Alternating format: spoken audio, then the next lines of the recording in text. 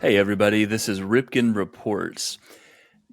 Nik, you're familiar with a few weeks ago that a couple from Haiti, missionary couple to Haiti, was killed.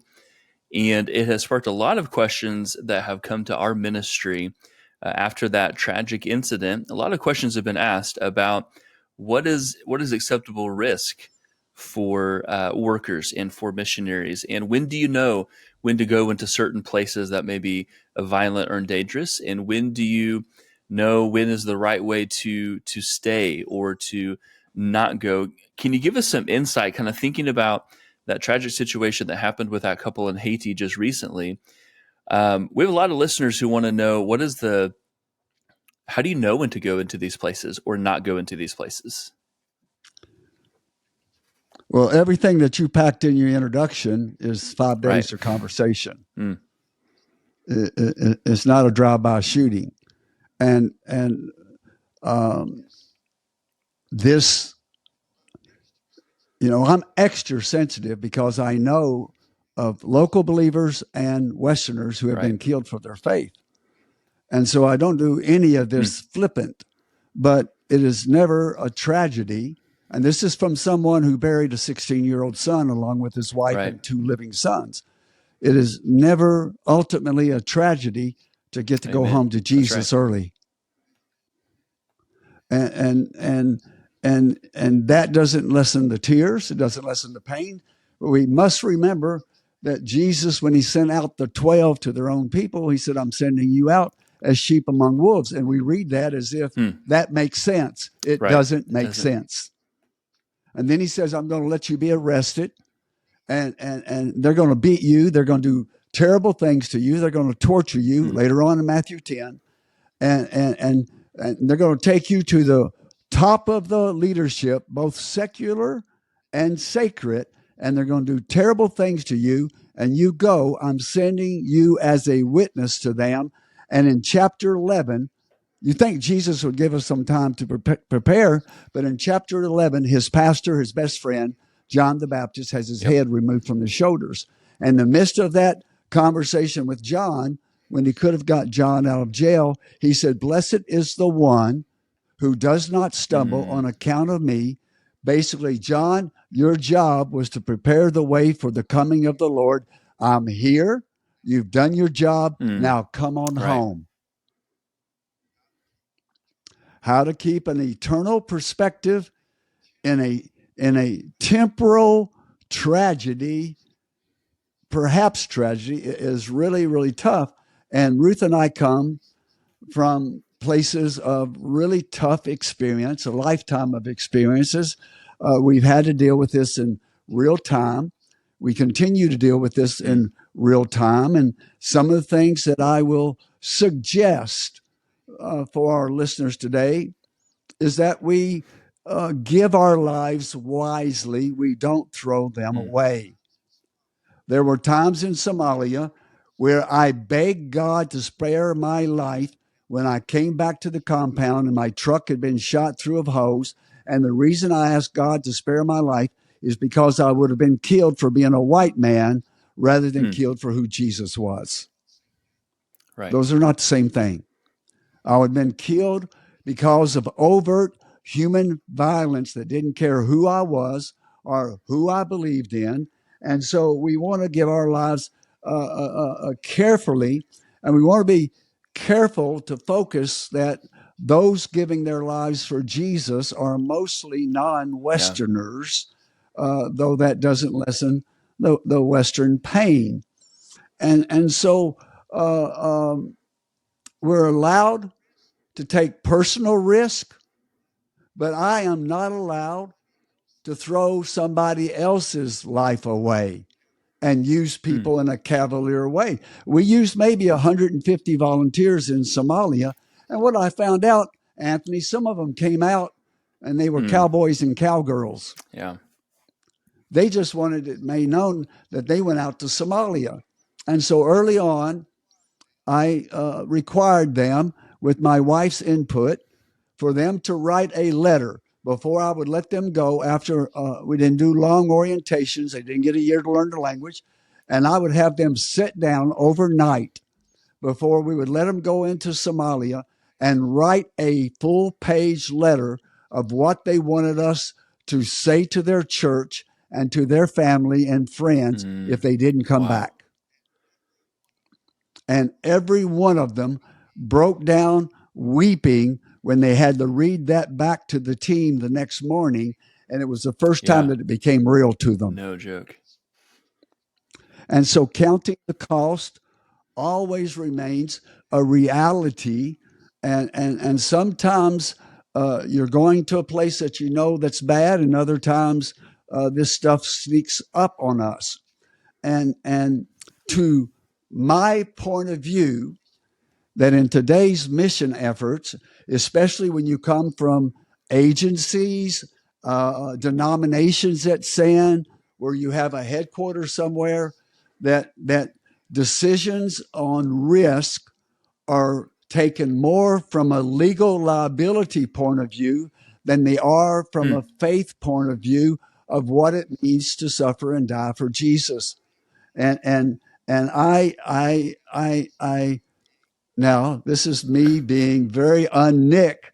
I regret that that's true. That doesn't really express how strongly that I feel about this. Now, let's deal with some practical advice, and this is not going to sit well with most people.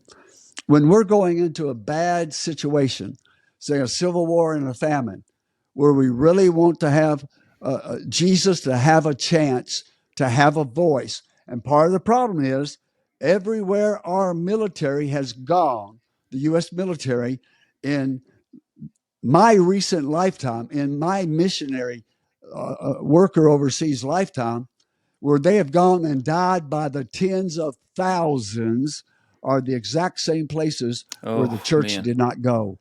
And the cost in blood for not going and forcing people to go for other reasons than Jesus, the cost in blood is thousands of times more than the cost in blood for when we go in Jesus' name, because God doesn't waste that blood. And while it may be, it is honorable, and while it should be something that grieves us and breaks our heart, that dying for one's country, whether it's in Europe, whether it's in Africa, whether it's in America, is not the same as dying for who Jesus is. They're different things. And so what we do when we're getting ready to go in a bad situation,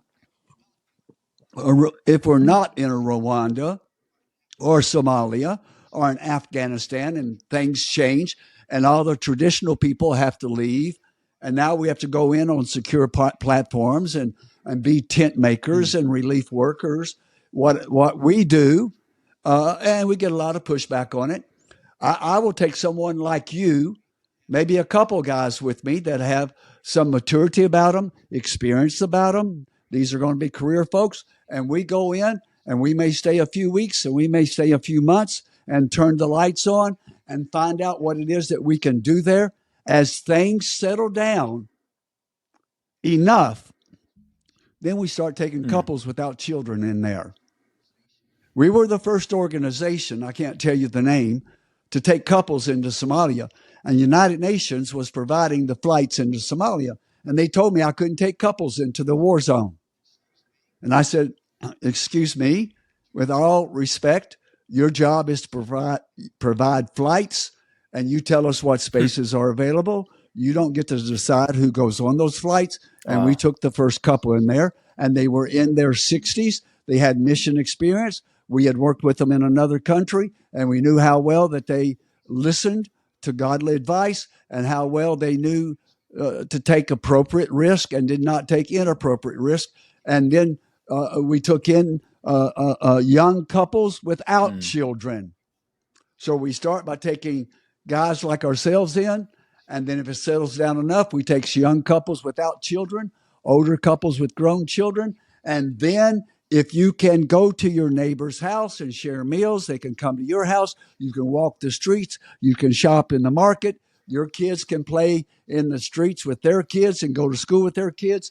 Then we bring couples with children in. And when it goes bad, I do the opposite. I take families with children out first and evacuate them. And if it doesn't get better, I take out the couples without children. And then if it doesn't get better over the next 6 months, then I will take someone like yourself, someone that's worked with me as a guy for a number of years, and we'll go in there and turn the lights out. Because in these situations, the times that you get kidnapped the most and you get harmed the most is when you shut down your projects and you have 150 people that you've hired that you can no longer pay their salaries. That's when you get kidnapped. That's when you get held for ransom. Wow. And so people will say to me, loving workers that I care about a lot, especially those with children, they'll say, Uncle Nik, this is not fair. And I said, listen, being strategic is never fair. We're not talking about everybody has the right to vote or the right to life and liberty and the pursuit of happiness. We're talking about what does it take to be smart. And I would rather have a farmer with gray hair or no hair that has a lot of life experience than I would to have a younger couple or even young singles that have PhDs in missiology but have never worked inner city in America. They're not the same thing. They're not the same thing. And so I take people in staggered. I bring them out staggered the way that I suggested. And you can't make it fair, but you can make it as strategic as we can. I'd like to quote Dr. David Barrett here, who's done a lot of work on what it means to be a martyr.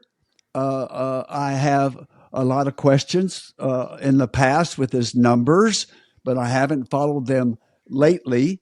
And Dr. Barrett says when you're looking at a martyr, I think he says there's 4 things that determines whether or not the death or deaths that you're looking at reflect that a life was given in Jesus' name. And he says, number 1, they were killed. Well, that's pretty obvious. Number 2 confuses me until this day. He says they were killed prematurely. Well, how can you be killed maturely? I don't know. Yeah.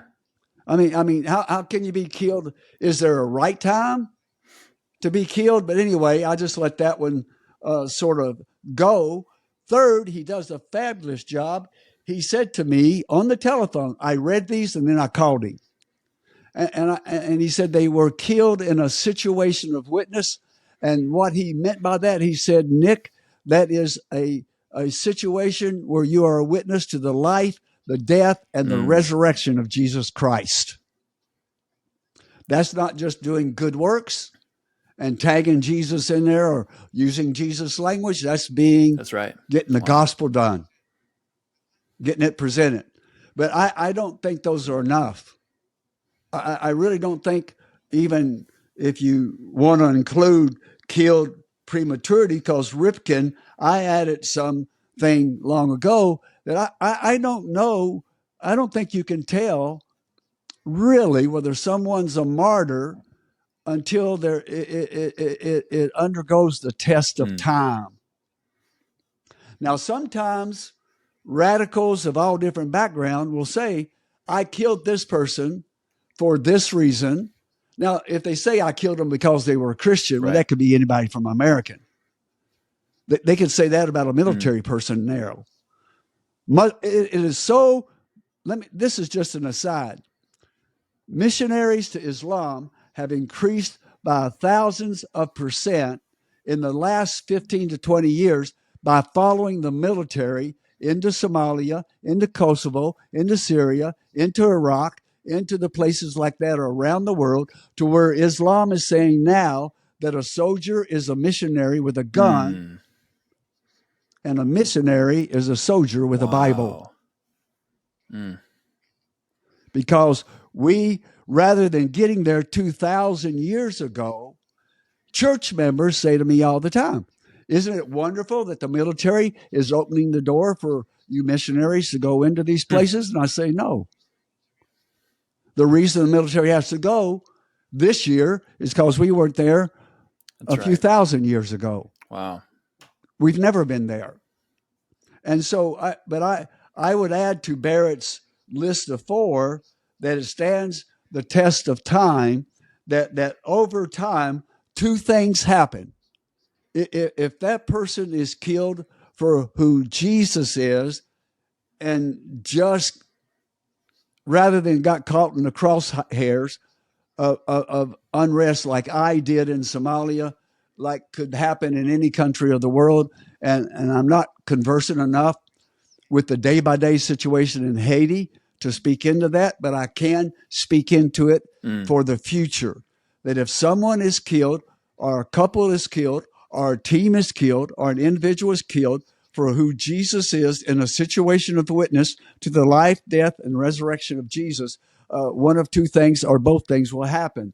Is that at that point of martyrdom, in the coming months and years, there will be an explosion of faith there at the point of that martyrdom.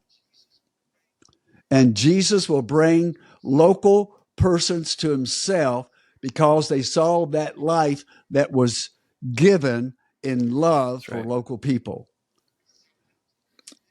Sometimes that doesn't happen, but the second thing that will happen, if that person was killed, or persons or couples or family was killed for who Jesus was, at the point of their sending base, their sending church, their sending organization, lots will stand up to take their place. Single men and women and couples will stand up and say, I am so moved by the sacrifice of this person's or this couple's or this family's life, I will go and take up and shoulder the mantle of their ministry in that place. Now, it'll take a while from them to get trained, to pass through appointments. They just don't get on a bus or a train or a plane and go there. But if one of these 2 happen, or if both of these happen, you can be fairly well certain that was a martyrdom for who Jesus was and is, and not just an unfortunate death in a horrible situation. And like I said, there were any number of times that I could have been killed in Somalia for reasons other than who Jesus was, and the people shooting at me just didn't care. They wanted a bribe that I couldn't give. They wanted a truck that wasn't mine to give up. All kind, just random violence. And so this is what we have observed over the years. Is I think Dr. Barrett is right. Is that you're killed? You're killed. I don't know about the killed prematurely. I agree with the situation of witness. I agree that it's a result of human violence. But I don't think that often you don't know for 2 to 3, 4, and 5 years whether that person was killed for who Jesus is, or whether there is a different explanation that caused and generated that death or deaths at that time. This is Nik Ripken. And some days I have not enjoyed this journey so much.